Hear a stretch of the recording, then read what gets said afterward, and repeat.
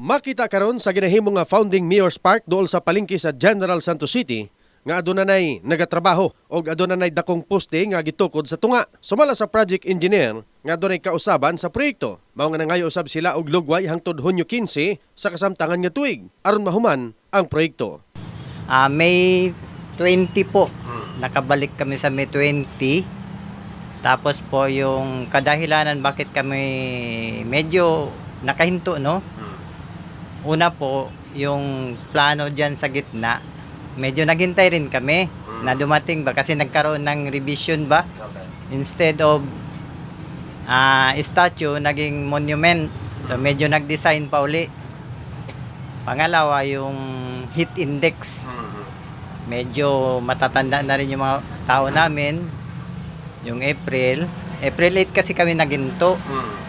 Pangalawa, nagkaroon kami ng changes ng mga materials ba? Doon medyo tumagal. Oo.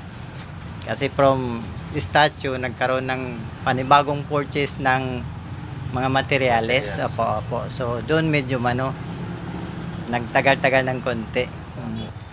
Partially June 15, pero parang hindi enough. So, mag-apply pa rin kami ng heat index para sa time extension for the May. Gipakita usab ni Sangkula ang disenyo sa monumento nga butangan sa mga estatwa sa mga founding mayor sa syudad apan dili sila ang maghimo sa estatwa. Tulo ka semana nga natanggong ang proyekto apan gumikan sa maong kalambuan, nagpadayag sa ilang kalipay ang pipila ka mga residente sa syudad. Usagid pud noon sir kanang makaingon na sa pud ng traffic, nya isa pud na kanang dapat ibang mga tao makaingon gaya pa mahuman ana unsa kay plano ana. Karon marag nakita nato na ilhanag yung gilihok. Dragin magdagan sir, pero sa karon sir, marag nalipay na po ko na gikuan ng Lamayura ang ilahang project. Ipadayon na. Medyo okay na ngayon sir, kaya hindi katulad sa una. Talagang parang kawasa binayaan ba.